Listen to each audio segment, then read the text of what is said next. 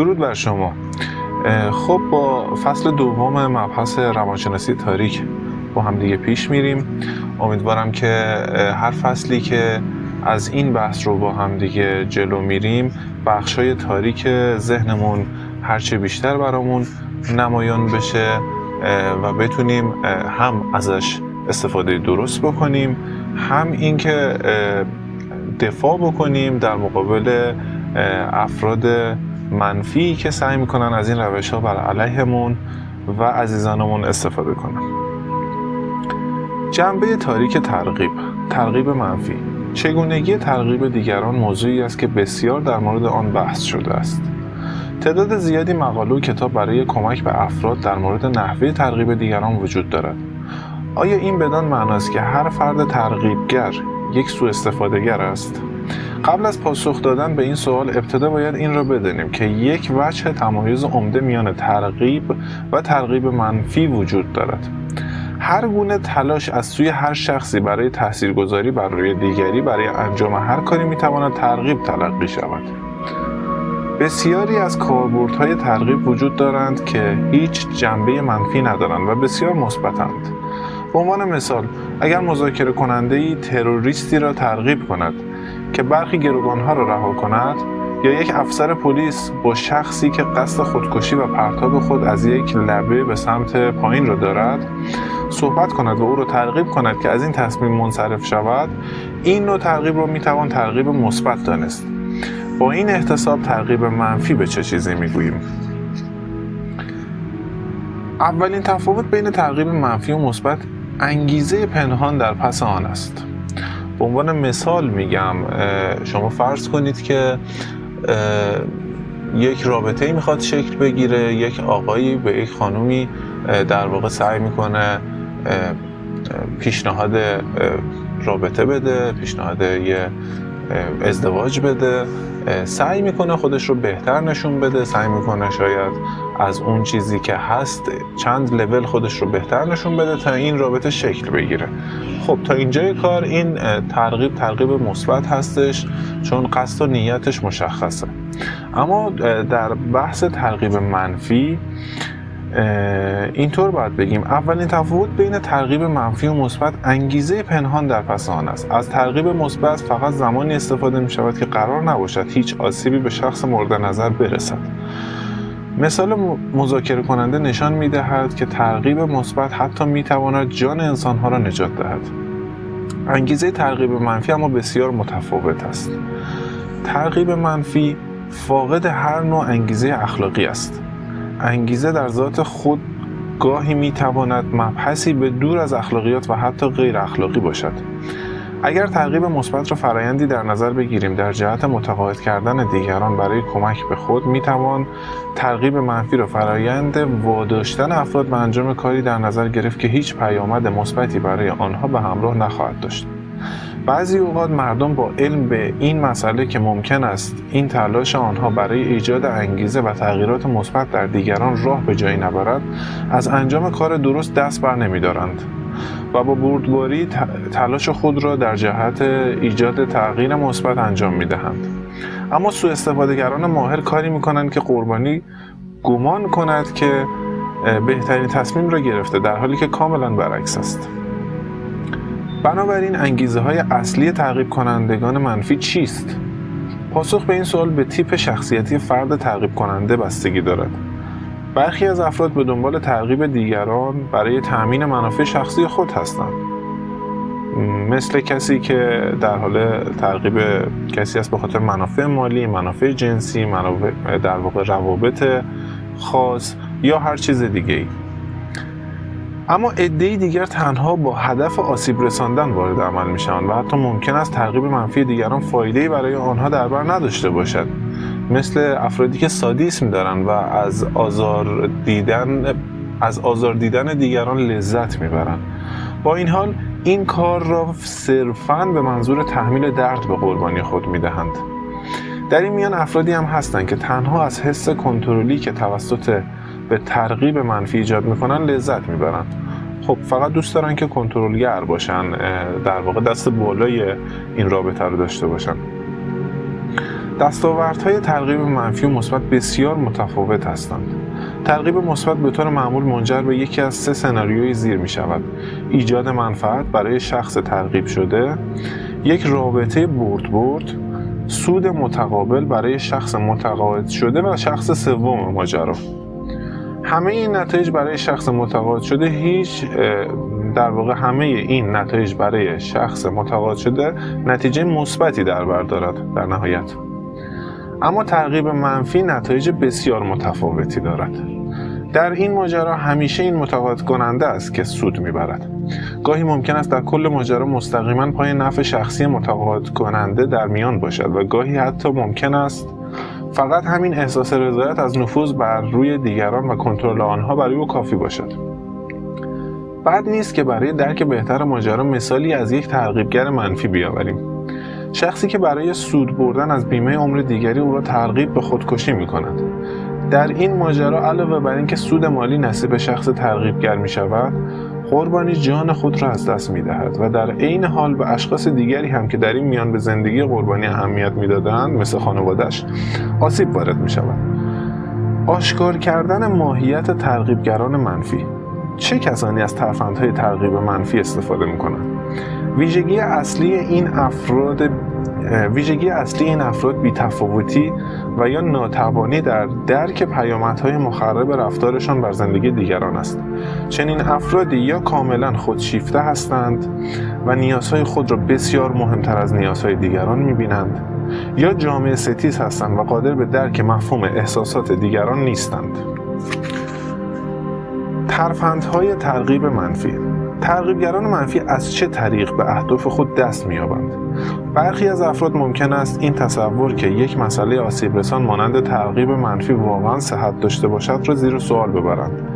آنها اشتباه می‌کنند. این اتفاق به دلیل مهارت ترغیبگران منفی در مخفی کردن ماهیت اقداماتشان رخ می‌دهد. آنها در این زمینه متخصص هستند. در این بخش به بررسی ترفندهای آنان می‌پردازیم. ترفند دام گستردن، حقه بلند مدت. دام گستردن یکی از ترفندهای ترغیب منفی است که بسیار آرام و حساب شده صورت می‌گیرد. یکی از دلایلی که مردم در برابر وسوسه دیگران مقاومت می‌کنند این است که برخی موارد متوجه تلاش دیگری برای ترغیب خود می‌شوند و در برابر آن مقاومت به خرج می‌دهند و یا اینکه به اندازه کافی به فرد ترغیبگر اعتماد ندارند. اما ترفند دام گستردن قادر به غلبه بر هر دو مشکل است. در این ترفند ترغیبگر زمان زیادی را صرف جلب اعتماد قربانی می‌کند. او با دقت با قربانی خود دوست می‌شود و اطمینان می‌یابد که قربانی از او خوشش آمده و اعتماد او را به دست آورده است. این امر معمولاً با تلاش بیش از حد و احساسات ساختگی و سایر روش‌های جلب اعتماد صورت می‌گیرد. به محض اینکه از نظر روانشناسی قربانی به اندازه کافی آماده شد، ترغیبگر تلاش‌های خود را آغاز می‌کند. این موارد معمولاً با ترغیب مثبت اما به صورت غیر صادقانه آغاز می‌شود. در اینجا ترغیبگر قربانی خود را به سمت انتخاب یا انجام برخی اقدامات که به نفع قربانی از سوق می‌دهد. در این عمل یک هدف دوگانه وجود دارد. اول اینکه ذهن قربانی به ترغیب شدن توسط ترغیبگر عادت می‌کند. دوم اینکه قربانی همزمان با شروع وسوسه بعدی نتیجه مثبت تجربه قبلی را به یاد می‌آورد. حالا می‌رسیم به این نقطه که ترفند دام گستردن چگونه قربانی می‌گیرد. بیایید از بانویی که اخیراً بیوه شده و به دلیل سن و اندوه فقدانی که تجربه کرده بسیار آسیب پذیر است به عنوان مثال استفاده کنیم. او پس از فقدان همسرش با شخص دیگری نامزد می‌کند که این شخص ممکن است یکی از اقوام و یا شاید یکی از اعضای کلیسا باشد که نسبت به او مهربانی و صبر زیادی نشان می‌دهد. بنابراین حالت دفاعی او به مرور زمان و در اثر معاشرت با این شخص از بین می‌رود. این شخص ابتدا با چند توصیه مثبت مانند داشتن حساب بانکی بهتر یا راهی برای کاهش قبض‌های ماهانه شروع به دام گستردن می‌کند. قربانی از این تلاش‌ها قدردانی می‌کند و به توصیه‌های او اعتماد می‌کند. سپس آن شخص او را متقاعد می‌کند تا اجازه دهد مقداری از پولش را صرف سرمایه‌گذاری کند. زن اعتماد می‌کند و پیشنهاد او را می‌پذیرد. شخص مورد نظر هم تا جایی که می‌تواند دارایی او را از دستش خارج می‌کند و ماجرا را طوری نشان می‌دهد که واقعاً قصد کمک داشته ولی کمی بدشانسی آورده است. بله، ترفند ترغیب منفی اینگونه عمل می‌کند. شیوه تدریجی. وقتی مردم در مورد روش‌های ترغیب منفی مانند ترغیب یک شخص به خودکشی یا قتل می‌شنوند، این پدیده برایشان بسیار غیر قابل باور به نظر می‌رسد. آنها با خود فکر می‌کنند چه کسی چنین چیزی را می‌پذیرد؟ مردم نمی‌توانند درک کنند که ترغیب منفی پدیده‌ای نیست که در کوتاه مدت و بدون پیش‌زمینه عملی شود. فرایند ترغیب منفی مانند گذر کردن از یک راه پله است. مراحل آن پله پله سپری می شود. ترغیب کننده قربانی را به یک باره مجبور به پریدن نمی کند. اگر اینگونه به قضیه نگاه کنیم، خیلی هم دور از ذهن به نظر نمی رسد. قربانی قبل از آنکه متوجه ماجرا شود، مسیر طولانی را پیموده و ترغیب کننده هرگز اجازه بازگشت به او نخواهد داد. تدریجی بودن وقایع در زندگی واقعی را چگونه ارزیابی می‌کنید؟ بیایید برای روشن شدن موضوع از مثال یک جنایتکار روانی استفاده کنیم که دیگران را وادار می‌کند که به خاطر او مرتکب جنایت شوند. اگر نمی‌توانید چنین شخصی را تصور کنید، به رؤسای باندها، رهبران فرقه‌ها یا چارلز مانسون فکر کنید. مسلماً این جرایم روانی با درخواست یکباره از شخص برای ارتکاب قتل شروع نشدند. این جنایات ممکن است در ابتدا با انجام یک جنایت کوچک یا پنهان کردن اسلحه برای ترغیبگر شروع شده باشند. این امر در ابتدای کار مسئله بزرگی به نظر نمی رسد.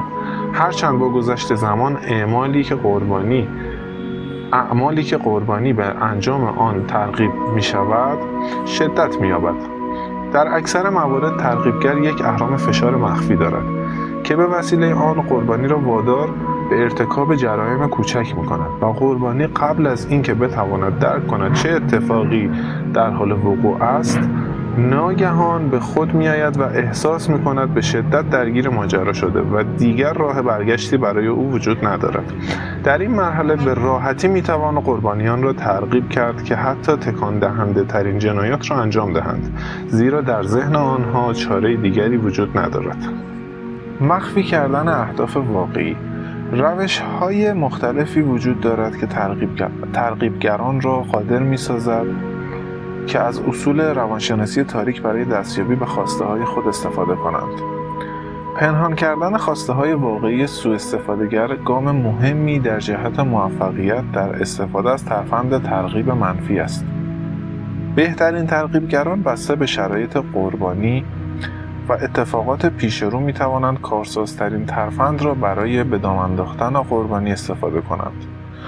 یکی از اصول روانشناسی تاریک که ماهرترین ترغیبگران از آن استفاده می‌کنند، آگاهی از این مسئله که رد دو درخواست پشت سر هم برای بسیاری از افراد کار دشواری است. بیایید در نظر بگیریم که یک فرد سوءاستفاده‌گر می‌خواهد $200 از قربانی خود دریافت کند و هرگز قصد بازپرداخت آن را ندارد. ترغیبگر ممکن است کار خود را با توضیح اینکه چرا به وامی به ارزش $1000 نیاز دارد و جزئیات عواقب جدی که در صورت عدم گرفتن آن وام اتفاق خواهد افتاد شروع کند. قربانی ممکن است نوعی دلسوزی یا احساس گناه نسبت به ترغیبگر احساس کند و آرزو کند که ای کاش میتوانست به او کمک کند. با این حال توضیح میدهد که پرداخت $1000 بیشتر از حد توانایی اوست. در این بین اغواگر درخواست خود را به مبلغ اصلی $200 که در ابتدا قصد دریافت آن را داشت کاهش می‌دهد و دلیلی احساسی مانند $200 حداقل چند هفته دیگر می‌تواند چراغ ما را روشن نگه دارد جور می‌کند. رد درخواست دوم احساس بسیار بدی به قربانی می‌دهد. در نهایت اغواگر $200 را که از ابتدا به قصد گرفتن آن آمده بود دریافت می‌کند و قربانی به هیچ وجه متوجه دامی که برای او گسترده شده بود نمی شود. روانشناسی معکوس روشی دیگر برای پوشاندن اهداف واقعی در تکنیک ترغیب منفی است. برخی از افراد شخصیتی دارند که در روانشناسی با عنوان بومرنگ شناخته می شود. دقیقاً کسانی که در واقع هر چیزی رو که دو گزینه‌ای جلوشون بذاری و یکیش رو بهشون نظر بدی خلاف جهت رو میرن، همیشه گزینه دوم رو انتخاب میکنن و فرقی هم براشون نمیکنه که این انتخاب به نفعشون باشه یا به ضررشون. و قول خودمون یه به نوعی لجباز هستن و همیشه طرف مخالف رو انتخاب میکنن. این بدان معناست که آنها از رفتن به مسیری که پرتاب شدن امتناع میکنن و در عوض به جهت مخالف منحرف میشوند. وقتی یک ترغیبگر منفی تشخیص دهد شخصیت کسی از نوع بومرنگ است، نقطه ضعف اصلی را تشخیص داده است. بیایید برای مثال اغواگری رو در نظر بگیریم که دوستش برای جلب توجه شخص خاصی از او کمک خواسته و اغواگر می‌داند که دوستش فقط قصد سوء استفاده از شخص مورد نظر را دارد. قربانی بین انتخاب دوست بدخواه و شخص ثالث بیگناه مردد است. اغواگر با دانستن اینکه شخص مورد نظر شخصیت بومرنگ دارد، او را به سمت فردی هدایت می‌کند که واقعا برای مفید خواهد بود. اما در عین حال به این مسئله آگاهی دارد که قربانی برخلاف جهت حرکت می‌کند و فردی را انتخاب می‌کند که قصد آسیب رساندن به او را دارد. سوالات جهت‌دار: هر کسی که تا به حال با یک فروشنده ماهر روبرو شده باشد می‌داند ترغیب کلامی هنگامی که به روشی دقیق و برنامه‌ریزی شده انجام شود می‌تواند بسیار تاثیرگذار باشد. یکی از قدرتمندترین تکنیک‌های یک سوءاستفاده‌گر در حوزه کلامی استفاده از سوالات جهت‌دار است. اینها سوالاتی هستند که هدف آنها رسیدن به پاسخی ویژه از جانب قربانی است. به عنوان مثال، یک ترغیبگر حرفه‌ای ممکن است از هدف خود چیزهایی از این قبیل بپرسد: خب فکر می‌کنی اون آدما چقدر بدجنسن؟ این نوع سوال این تفکر را ایجاد می‌کند که افرادی که درباره آنها صحبت می‌کنیم قطعاً بدجنس هستند. این نوع سوالات بسیار جهت‌دار هستند. در حالت معمولی ما از دیگران سوال می‌کنیم: احساست در مورد اون آدم چیه؟ ترغیبگران منفی از سوالات جهت‌دار مانند آنچه در بالا توضیح داده شد به طرزی کاملا دقیق و با احتیاط بسیار استفاده می‌کنند. هر ترغیبگر منفی با کمی تجربه به خوبی از این وضعیت و واقعیت آگاهی دارد که اگر قربانی حس کند که شخص مقابل قصد دارد او را به سمت واکنشی از پیش تعیین شده هدایت کند، در مقابل او مقاومت می‌کند و با آسانی متقاعد نمی‌شود. اگر ترغیبگر احساس کند که قربانی نسبت به موضوع حساس شده، بلافاصله ترفندهای خود را تغییر می‌دهد و فقط پس از اطمینان از آرام شدن قربانی و بازیابی نفوذ خود به سوالات اصلی باز می‌گردد. قانون انتقال حالت روحی. حالت روحی مفهومی است که به حال و هوای عمومی فرد مربوط می شود. اگر در افکار، گفتار و کردار یک فرد هماهنگی کامل وجود داشته باشد، نشانه ای از یک روحیه قوی و متناسب است. قانون انتقال حالت روحی شامل این مفهوم می شود که شخصی که در هر شرایطی تعادل روحی خود را حفظ می کند می تواند حالت عاطفی خود را به شخصی که با او در تعامل است منتقل کند. این مفهوم وقتی توسط یک ترغیبگر استفاده شود به ابزار بسیار قدرتمندی تبدیل می شود. اگر کسی که به قانون انتقال حالت روحی آگاهی دارد قصد ترغیب شما را داشته باشد، روش خاصی وجود دارد که از آن می تواند برای کنترل سطح نفوذ خود بر روی شما استفاده کند. این روش به شرح زیر است. در ابتدا ترغیبگر حالت خود را با حالت فرد مورد نظر مطابقت می دهد. اگر هدف غمگین باشد و آرام صحبت کند، ترغیبگر حالت خود را به همون قالب در می آورد. با انجام این کار به طور ناخودآگاه رابطه عمیقی بین آن دو شکل می گیرد. یعنی در واقع تون صداش و نحوه انرژیش رو، در واقع حالت روحیش رو خیلی سریع با قربانی یکی میکنه. در واقع اینها یه جورایی آرتیست های خیلی خوبی هستن و نقش رو خیلی خوب بازی میکنن. پس از انجام تکنیک همسانسازی حالتها، ترغیبگر شروع به تغییر ماهرانه وضعیت خود برای ارزیابی میزان انطباق آن با روحیه قربانی میکنند. به عنوان مثال، ترغیبگر ممکن است لحن صدای خود را کمی سرعت دهد تا ارزیابی کند که آیا قربانی خود را با سرعت او تطبیق می‌دهد یا خیر. اگر قربانی علامت انطباق را نشان دهد، این نشانه آشکاری است که ترغیبگر به نقطه به قلاب انداختن رسیده است. پس از رسیدن به نقطه به قلاب انداختن، ترغیبگر وضعیت روحی خود را بسته به اینکه کدام حالت در آن زمان میتواند بهترین بازدهی را داشته باشد، به حالتی تغییر میدهد که آرزو میکند قربانی در آن وضعیت این حالت میتواند خوشحال و مثبت یا آزرده و خشمگین باشد. این تکنیک تأثیر حرکات ناخودآگاه را در موفقیت یا عدم موفقیت تئوری ترغیب نشان میدهد.